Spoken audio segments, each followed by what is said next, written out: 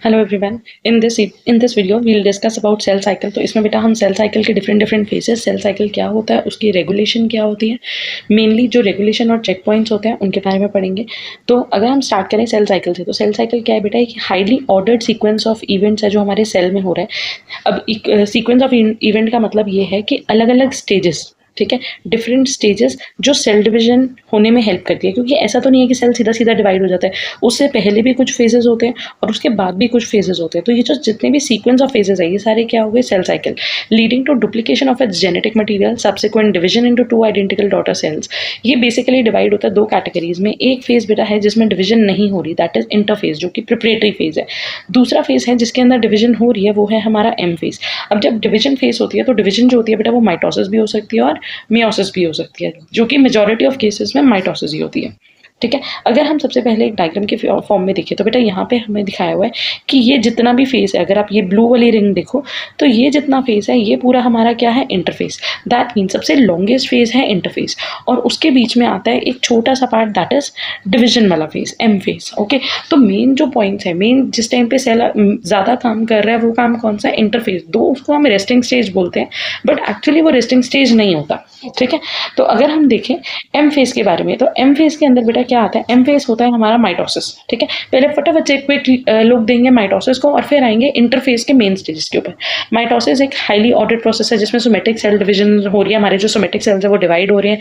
जो जो parent cell होता है, सिंगल पेरेंट सेल से दो आइडेंटिकल डॉटर सेल्स बनते हैं, और इसके डिफरेंट स्टेजेस होती हैं, जिसको मैं तो ऐसे याद रख लेती हूँ, P mat, prophase, metaphase, anaphase, telophase. ठीक है, तो मेन चार स्टेजेस हो गई हमारी, prophase, metaphase, anaphase and telophase. Prophase के अंदर क्या हो रहा है? हमारा जो क्रोमैटिन मटेरियल है बेटा वो कंडेंस होने लग जाता है। जो भी क्रोमैटिन थ्रेड होता है वो क्रोमोसोम की फॉर्म अज्यूम करने लग जाता है, न्यूक्लियोलस डिसअपियर हो जाता है और माइटोटिक स्पिंडल फॉर्मेशन होनी शुरू हो जाती है।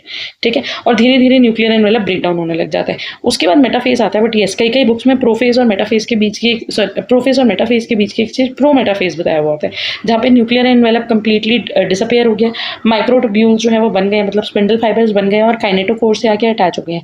काइनेटोकोर कौन सा पॉइंट है बेटा? काइनेटोकोर पॉइंट है ये जो हमारा क्रोमोसोम होता है, यहाँ बीच में सेंट्रोमेयर होता है, सेंट्रोमेयर के साथ एक प्रोटीन होता है काइनेटोकोर, जहाँ पे आके स्पिंडल्स अटैच हो रहे हैं।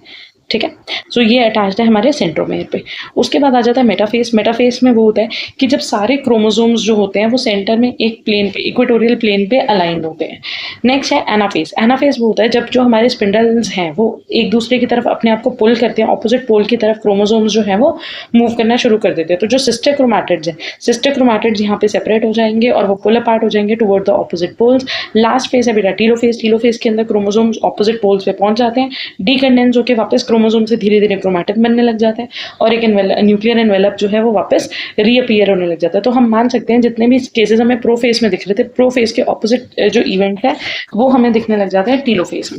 एंड लास्ट आ जाता है बेटा साइटोकाइनेसिस। साइटोकाइनेसिस मतलब कि सेल का डिवाइड होना, सेल की डिवीजन होना। ठीक है, तो यूजुअली ओवरलैप लेट एनाफेज और telophase dividing the cytoplasm. Cytoplasm divide होगा, सेल के अंदर फरो डेवलप होगा और सेल जो है फाइनली दो में स्प्लिट होना शुरू हो जाएगा। तो अगर हम यहाँ पे स्टेज देखें, प्रोफेज, मेटाफेज में बेटा सारे क्रोमोसोम सेंटर में इक्वेटोरियल प्लेट पे अलाइंड है। एनाफेज के अंदर वो ऑपोजिट पोल्स की तरफ मूव करने लग जाते हैं। टीलोफेज में वो कंप्लीटली मूव कर गए और यहाँ पे अगर आप देखोगे तो यहाँ पे cell membrane, nuclear membrane develop हो रही है और फिर यहाँ पे फरो बन रहा है। फरो बनने की वजह से सेल डिवाइड हो रहा है। ठीक है, उसी तरह जो हमारी दूसरी टाइप की सेल डिवीजन होती है वो होती है मियोसिस। मियोसिस के अंदर क्या होता है बेटा? उसको रिडक्शनल डिवीजन भी बोलते हैं। जनरली हमारे जर्म सेल्स में, गैमीट्स में होता है। यहाँ पे एक डिफरेंस है कि एक parent cell will give rise to 4 daughter cells. तो यहाँ पे दो सक्सेसिव न्यूक्लियर डिवीजन होती है, एक होती है मियोसिस 1, एक होती है मियोसिस 2। मियोसिस 1 को हम रिडक्शनल डिवीजन बोलते हैं क्योंकि ये एक स्टेज है जहाँ पे क्रोमोसोम नंबर हाफ हो जाता है। यहाँ पे बेटा मैं माइटोसिस और मियोसिस के इवेंट्स जो है वो बहुत ब्रीफ में बता रही हूँ। ठीक है, यहाँ पे भी हमारे पास 4 स्टेजेस वही आएंगे जिसको मैं याद रखती हूँ as P MAT, that is prophase, metaphase, anaphase and telophase. लेकिन यहाँ पे जो सबसे क्रूशियल स्टेज है वो है प्रोफेज 1, दैट मीन मियोसिस 1 का प्रोफेज। ये सबसे लॉन्गेस्ट फेज है। इसके अपने ही 5 सब स्टेजेस होते हैं जो हमें लर्न करने होते हैं, that is leptotene, zygotene, pachytene, diplotene and diakinesis. ठीक है, फिर क्या होता है कि होमोलोगस क्रोमोसोम्स जो होते हैं वो पेयर अप होते हैं, जेनेटिक मटेरियल एक्सचेंज होता है, क्रॉसिंग ओवर होती है। मेटाफेज पे सारे क्रोमोसोम्स जो होते हैं, जो बाइवेलेंट क्रोमोसोम्स है, वो मेटाफेज प्लेट पे, मतलब इक्वेटोरियल प्लेट पे लाइन हो जाते हैं और फिर यहाँ पे होमोलोगस क्रोमोसोम्स जो होते हैं वो सेपरेट होते हैं, ऑपोजिट पोल की तरफ जाते हैं और टीलोफेज में धीरे धीरे करके वो सेपरेट हो जाते हैं। उसके बाद आ जाता है बेटा meiosis 2, that is equational division. Meiosis 2 काफी हद तक माइटोसिस की तरह है, तो ये मिमिक करता है माइटोसिस को। यहाँ पे 2 सिस्टर क्रोमैटिड्स सेपरेट होंगे तो याद रखना मियोसिस 1 में होमोलोगस क्रोमोसोम सेपरेट हो रहे हैं, तो होमोलोगस क्रोमोसोम सेपरेट होने से जो प्लॉइडी लेवल है वो हाफ हो जाता है, इसीलिए हम उसको रिडक्शनल डिवीजन बोलते हैं। ठीक है, मियोसिस 2 के अंदर ये माइटोसिस की तरह हो रहा है, सिस्टर क्रोमैटिड सेपरेट हो रहे हैं, एनाफेज 2 के टाइम में 4 हैप्लॉइड डॉटर सेल्स फाइनली हमें मिल जाते हैं। तो ये डायग्राम अगर आप देखो बेटा, ये है प्रोफेज 1 का, उसके बाद मेटाफेज 1 आया, यहाँ पे होमोलोगस क्रोमोसोम्स है, फिर ये होमोलोगस क्रोमोसोम्स एक दूसरे से सेपरेट हो गए हैं, और उसके बाद हमारे पास टीलोफेज में वापस न्यूक्लियर एनवेलप इनके आसपास आ गया, और यहाँ पे हो गई है रिडक्शनल डिवीजन। ठीक है, जो प्लॉइडी लेवल था वो हाफ हो गया। उसके बाद prophase 2, metaphase 2, anaphase 2 and telophase 2, finally हमें मिलेंगे 4 डॉटर सेल्स, और 4 डॉटर सेल्स के अंदर चारों जो होंगे वो हैप्लॉइड होंगे। ठीक है, तो ये है हमारा एम फेज। लेकिन अब बात करते हैं main phase of cell cycle, that is interphase. Interphase एक मेटाबॉलिकली एक्टिव पीरियड है जो 2 सेल डिविजन्स के बीच में होता है।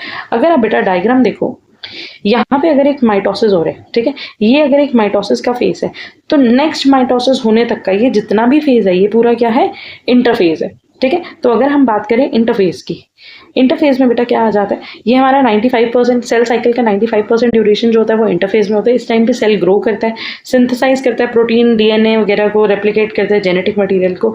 ये सेल इंटरफेज जो है वो 3 फेजेस में सब डिवाइडेड है। G1 फेज जिसको गैप 1 बोल सकते हैं, S phase which is synthesis phase, and gap 2 phase मतलब कि G2 फेज। गैप 1 फेज में क्या हो रहा है, सेल जो है वो रैपिडली ग्रो कर रहे हैं, आरएनए और प्रोटीन का सिंथेसिस हो रहा है, और सेल ऑर्गेनेलाइज रेप्लिकेट हो रही है।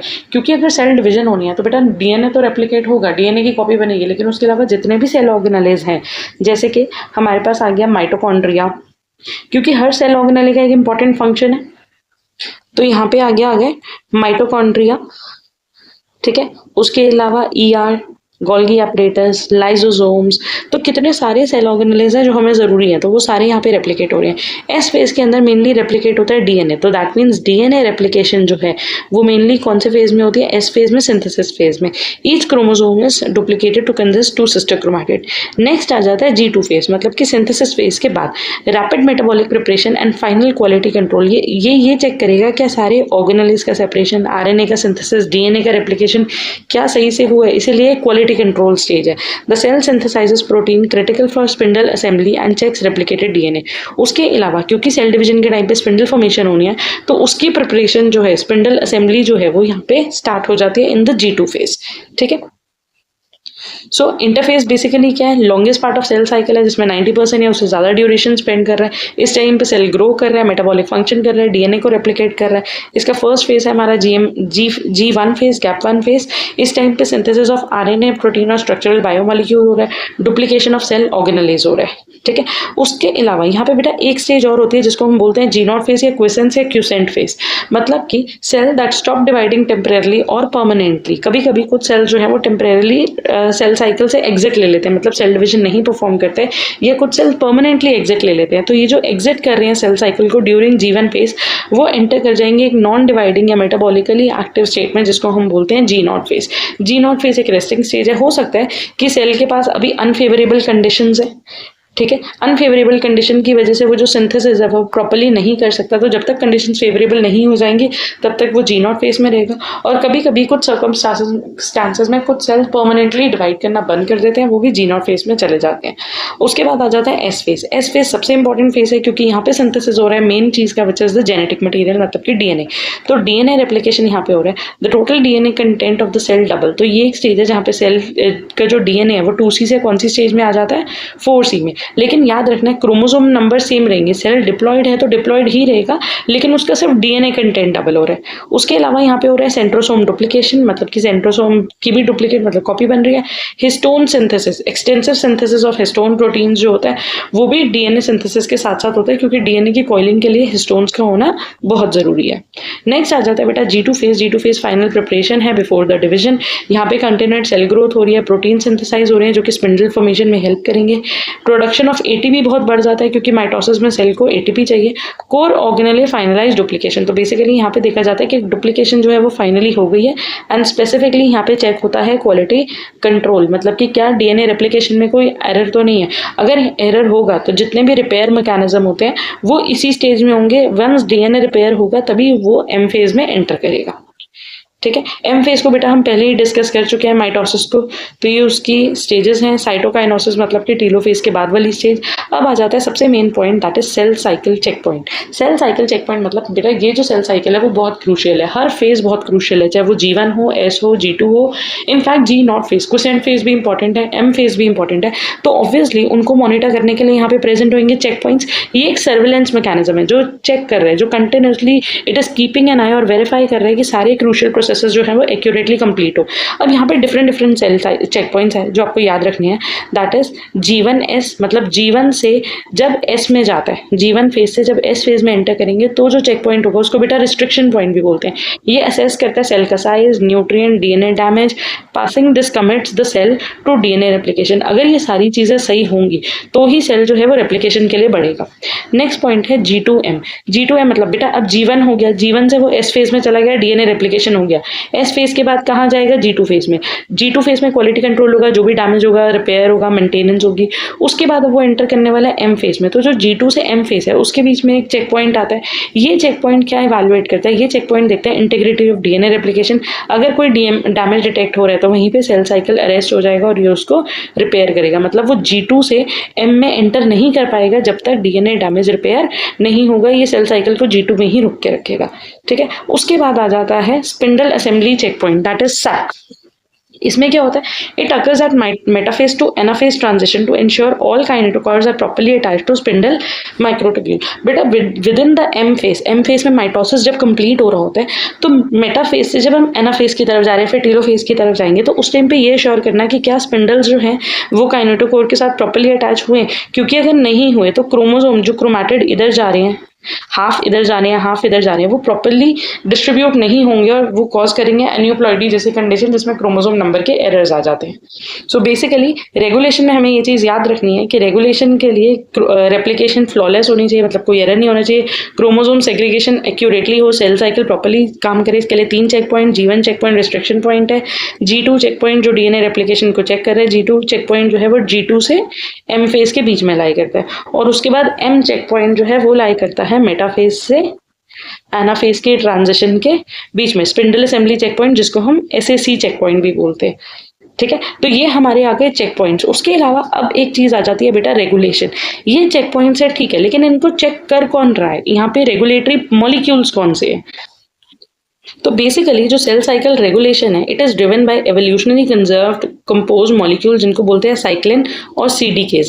मतलब कि कुछ स्पेशल प्रोटीन है जिनको हम साइक्लिन बोलते हैं और कुछ उनसे रिलेटेड एंजाइम है, that is CDKs, cyclin dependent kinesis. CDKs जो है वो कैटालिटिक एंजाइम है जो इनएक्टिव रहेंगे जब तक वो साइक्लिन मॉलिक्यूल के साथ बाइंड नहीं करेंगे। तो मेन मॉलिक्यूल है साइक्लिन। साइक्लिन के साथ जब CDK बाइंड करेगा और साइक्लिन CDK कॉम्प्लेक्स बनेगा तभी ये एक्टिवेट होंगे। ठीक है। Cyclin levels oscillate throughout the cell cycle. Cyclin के लेवल जो होते हैं वो ऊपर नीचे होते रहते हैं transit. Cyclin D pairs with cyclin 4 CDK 4/6 for G1 progression. Cyclin B जो है वो प्रोग्रेशन पार्टनर करता है CDK 1 के साथ, मैच्योरेशन प्रमोटिंग फैक्टर के साथ। तो बेटा अलग अलग साइक्लिन मॉलिक्यूल होते हैं, अलग अलग CDK मॉलिक्यूल्स होते हैं, बट उनकी पेयरिंग हमें याद रखनी है। जो साइक्लिन D है वो पेयर करेगा CDK 4 और 6 के साथ, और साइक्लिन B जो है वो पेयर करेगा CDK 1 के साथ। ठीक है। Activity of these complexes is strictly regulated by CDK inhibitors. अब इनको कंट्रोल करने के लिए, ये एंजाइम्स के लिए, हर एंजाइम को कुछ ना कुछ कंट्रोल करता है। कुछ प्रमोटिंग फैक्टर होते हैं, कुछ इनहिबिटिंग फैक्टर होते हैं। इन साइक्लिन्स के भी कुछ प्रमोटिंग फैक्टर्स भी हो सकते हैं और कुछ इनहिबिटिंग फैक्टर्स भी हो सकते हैं।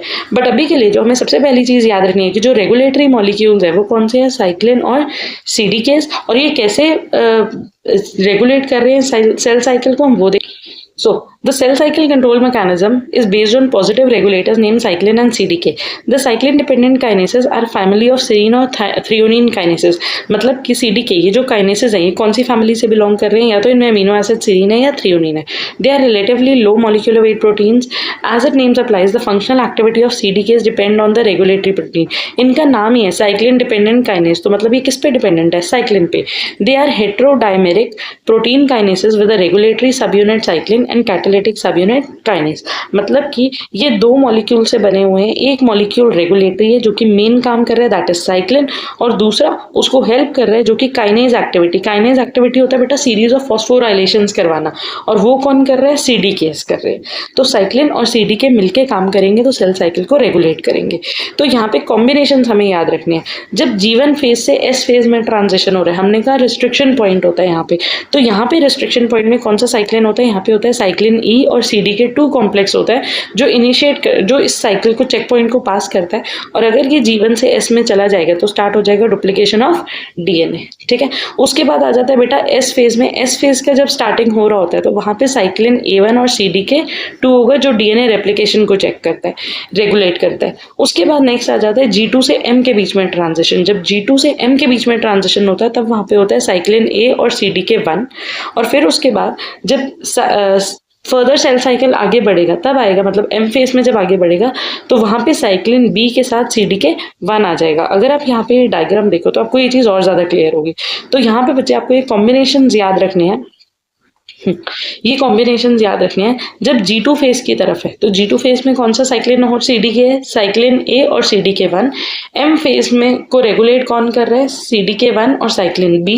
उसके बाद G1 फेज को कौन रेगुलेट कर रहा है? साइक्लिन D1 भी हो सकता है, D2 भी हो सकता है, और CDK4 और 6 के साथ ये बाइंड करते हैं। G1 से S के बीच का जो ट्रांजिशन हो रहा है यहाँ पे, ये आ रहा है CDK2 और साइक्लिन E की तरफ से, और यहाँ पे हो रहा है CDK2 और साइक्लिन A1 की वजह से, ठीक है। तो आप इसको ऐसे भी याद रख सकते हो कि अगर आप इस तरीके से सेल साइकिल बनाओ, ये G2 है, ये M है, ये G1 है, ये ऐसे, तो राइट हैंड साइड पे आपके CDK हैं 1, ऊपर साइक्लिन है, नीचे साइक्लिन B, और इस साइड पे अगर आप देखोगे तो मेनली आपको CDK2 मिल रहा है, यहाँ पर साइक्लिन A और E। तो यहाँ साइक्लिन है A और B और CDK1, यहाँ पे है CDK2, इसे मिल रहा है साइक्लिन A1, साइक्लिन E, और जो G0 से G1 के बीच में या M से G1 की जो ट्रांजिशन है वो आ रही है CDK4 कंबाइन करता है साइक्लिन D1 या D2 के साथ। तो अगर हम ट्राई करें यहाँ पे बनाने की, तो ये अगर हमारा सेल साइकिल हम ले रहे हैं, हमने कहा सबसे पहले G1 फेज, लेट्स से हम यहाँ पे ले लेते हैं G1 फेज है। G1 से S की तरफ ट्रांजिशन होगा, फिर आएगा G2 और फिर आएगा M फेज, ठीक है। यहाँ पे हम ले लेते हैं M फेज, तो ये है हमारा G1, फिर हमारा S फेज, फिर G2 और फिर M फेज, ठीक है। तो यहाँ पे G1 के अंदर कौन सा आ रहा है बेटा? G1 के अंदर आ रहा है हमारे पास यहाँ पे साइक्लिन E और CDK2, ठीक है। फिर उसके बाद G1 से S ट्रांजिशन को ये प्रमोट कर रहा है। S फेज के अंदर हमारे पास आ जाएगा साइक्लिन A1 और CDK2, साइक्लिन A1 और CDK2।